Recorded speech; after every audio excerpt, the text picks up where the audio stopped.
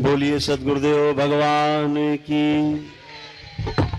गुरु माता की, भगवान भोलेनाथ की, माता कामाख्या की, सभी संतों की, गौ माता की, बोलिए सच्चे दरबार की, करौली शंकर महादेव धाम की, गंगा मैया की जय।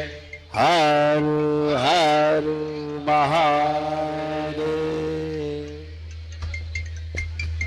सभी लोग अपने अपने स्थान पर बैठ जाएंगे। अभी आपसे आखिरी में मिलेंगे, सबसे आपकी सब भेंट स्वीकार करेंगे। आपका एक पुष्प भी होगा तो भी स्वीकार करेंगे, लेकिन अपने अपने स्थान पर बैठ जाएं। जब कहा जाएगा तो व्यवस्था बनाई जाएगी, एक एक करके सभी से भेंट स्वीकार करेंगे, लेकिन अभी अपने अपने स्थान पे सब लोग बैठ जाएं। जहां जगह मिले, पंडाल छोटा पड़ गया है थोड़ा, लेकिन फिर भी एक दूसरे की गोद में बैठ जाएं।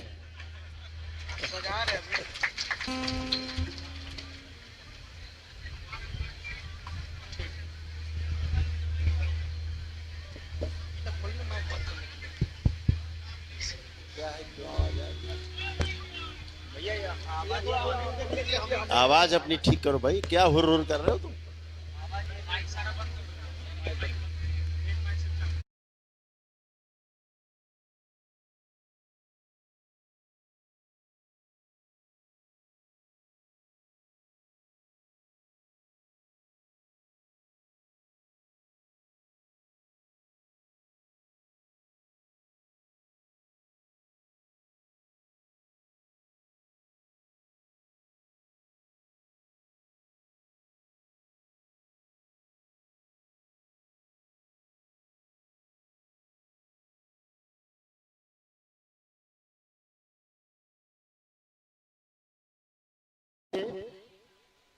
पीछे आवाज ठीक।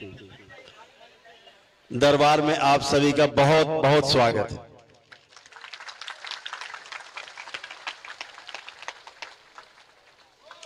बिहार की इस पवित्र भूमि पर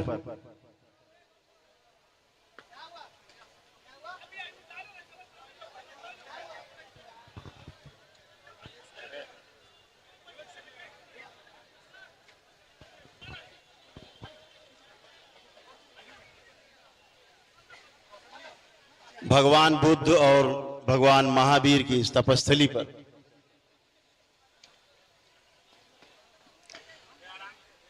दरबार सभी का बहुत बहुत स्वागत और अभिनंदन करता है।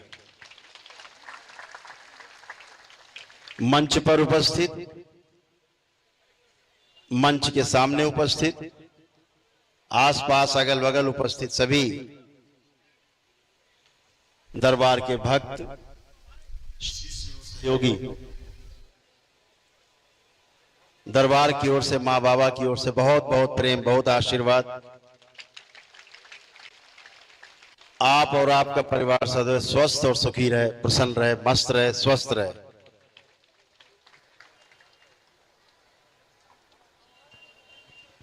आज बिहार की धरती पर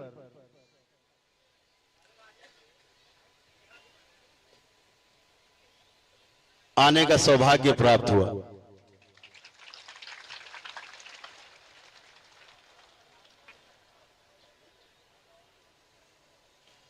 बाबा मां के निराले भक्त और शिष्य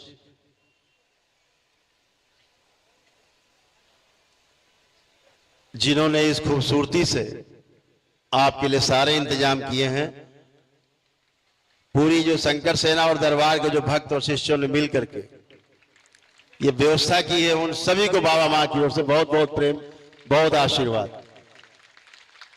ये मूर्तियां यहां दिख रही हैं, जिन्होंने बहुत सहयोग किया है, पूरा सहयोग करके दरबार को। विशाल जी कहाँ हैं? सब लोग, धर्मेंद्र जी अपने साथियों के साथ मिलकर के जो व्यवस्था बनाई है, हम चाहते हैं कि अगली बार जब दरबार का पदार्पण हो तो बच्चा बच्चा मिलकर के इस दरबार को सजाए। एक महारथी देखो ये भी है, पहचान लो। बहुत बहुत धन्यवाद।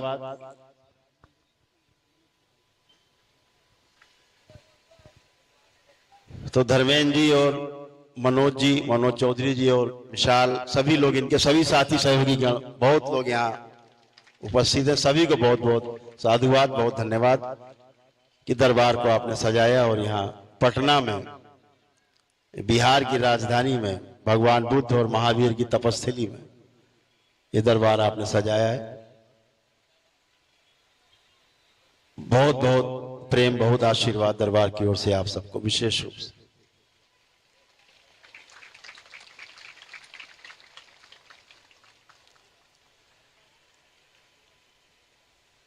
दरबार से जुड़े जितने भी भक्त हैं, शिष्य हैं, बाबा मां के, सब जानते हैं दरबार की कार्यशैली क्या है, विधियां क्या हैं,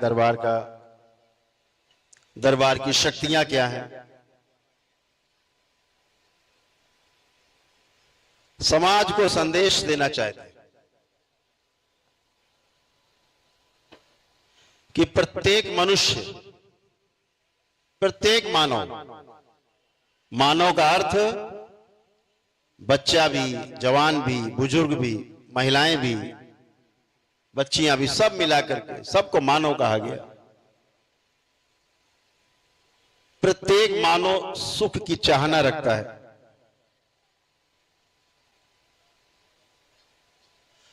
और हम सुखी कैसे रहें इसके लिए व्यवस्था भी करता है। आश्चर्य, इसके बाद भी सुखी नहीं रह पाता। भगवान बुद्ध ने कहा, जो 4 बातें की उनमें सर्वश्रेष्ठ एक बात, जो पहली बात उन्होंने की,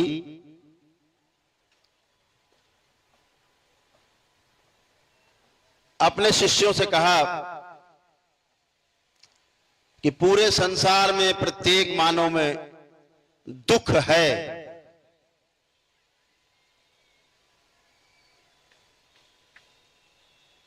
उन्होंने अपने हिसाब से बात की है। मेरा उनके प्रस्ताव से कोई विरोध नहीं, लेकिन दरबार का जो प्रस्ताव है वह यह है कि प्रत्येक मानव में सुख की चाहना है। हर व्यक्ति सुखी रहना चाहता है।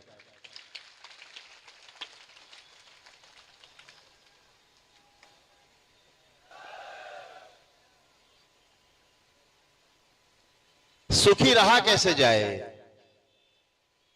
उसके लिए हमारे महापुरुषों ने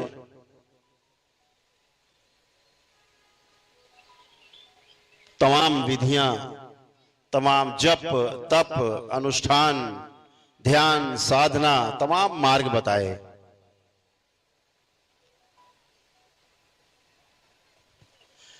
लेकिन हमारे महापुरुषों के द्वारा हजारों वर्षों के साधना के पश्चात अपने अनुभव के आधार पर मानव जाति के लिए जो लिपियां लिखी, जो ग्रंथ लिखे,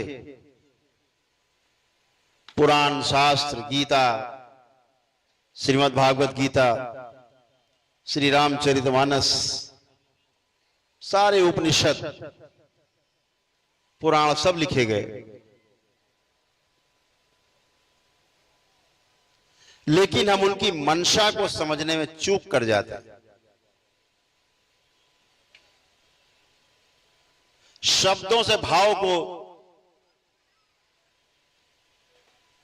लिखा हुआ शब्द उससे भाव पकड़ में नहीं आता, बोले हुए शब्द का भाव पकड़ में आता है। लेकिन बोलने वाला तो चला गया पुस्तक लिख के, अब केवल आप शब्द पकड़ लेते हो।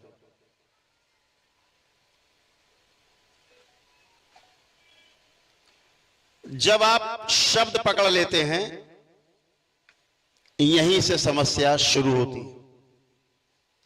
फिर शब्दों की लड़ाई शुरू होती है।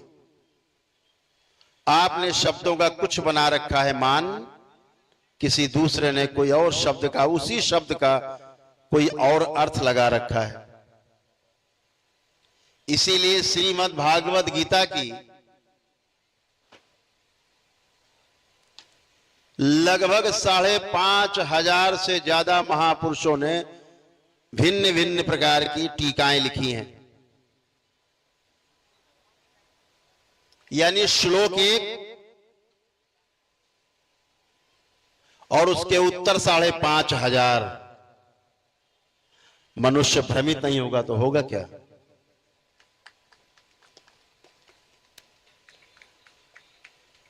अपनी विद्वता के चक्कर में कुछ तथाकथित कलयुगी विद्वानों ने अर्थ का अनर्थ कर दिया है।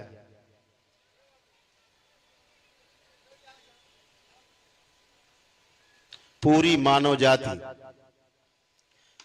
आज अंधकार में है, रोगों से जकड़ी हुई है, भय से भरी हुई है, आशंकाओं से भरी हुई है, शोक में डूबी हुई है, ऋण से मुक्ति नहीं हो पा रही है, ना गुरु के ऋण से, ना माता पिता के ऋण से।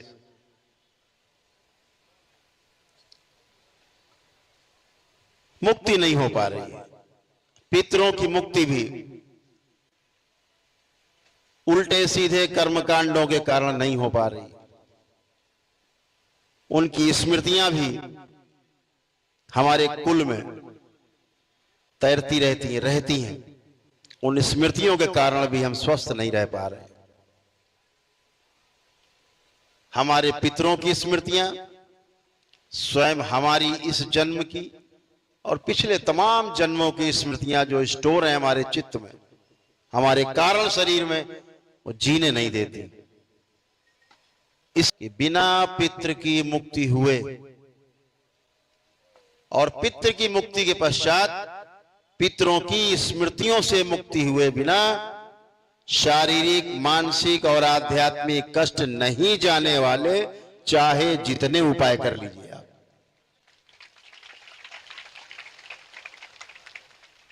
आप सब दरबार के शिष्य, बाबा के लाडले भक्त जितने बैठे हैं, माताएं बहनें बैठी, जब तक दरबार से नहीं जुड़े थे तब तक अपने कष्टों को पता है कैसे कैसे कष्ट, चारों तरफ अंधकार था, आज प्रकाशित होकर के बैठे।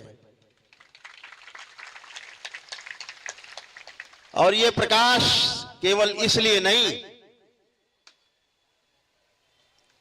कि आपने केवल पितृ मुक्त की है, पितृ मुक्ति के साथ साथ पितरों की स्मृतियों की मुक्ति हुई, तमाम दोष नष्ट हुए, आपकी तमाम भूतकाल की स्मृतियां नष्ट हुई।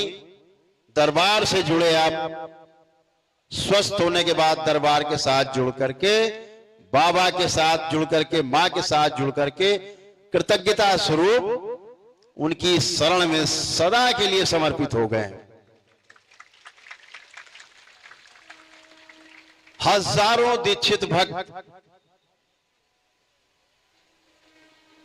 माताएं बहनें यहां उपस्थित हैं। दीक्षा के पश्चात जब आपका जो जप और तप शुरू होता है, असली बात तो तब शुरू होती है, जीने का रास्ता तब दिखाई देता है। आपने अपने लिए तमाम रास्ते खोल लिए, सभी का आत्मविश्वास चरम पे रहता है। अरे जाओ, कोई कष्ट आएगा तो क्या हुआ, मेरे मां और बाबा मेरे साथ हैं, कोई भय नहीं, ना भूत प्रेत का भय, ना रोगों से भय और उसके कष्टों से भय, ना समस्याओं से भय। क्यों? क्योंकि समाधान दिखता है। हमें पता है कि हम बाबा मां से केवल प्रार्थना करेंगे और जी लगा देंगे, इसी से हमारा काम हो जाएगा, किसी की आवश्यकता नहीं पड़ती।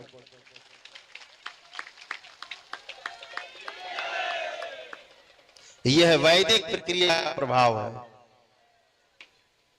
यह हमारी हिंदू संस्कृति,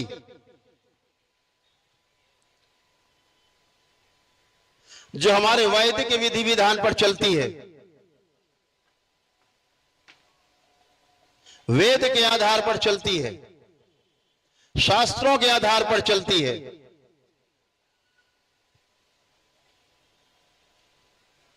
उसके आधार पर हम जीने वाले सनातनी हैं। और हम बुद्ध की धरती पर बैठे हैं तो केवल बुद्ध मत मान लेना, हम बुद्धू नहीं, हम बुद्धू बिल्कुल मत समझ लेना। बुद्धि लबालब भरी हुई है, अब खूब काम कर रही सबकी बुद्धि। जब तक गंदगी थी बुद्धि काम नहीं करती थी, अब सबकी बुद्धि काम कर रही।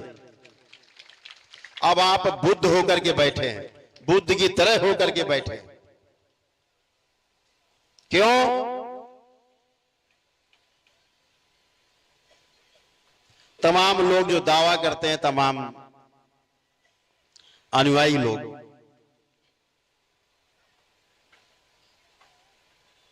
बस नाम के अनुयायी रह गए।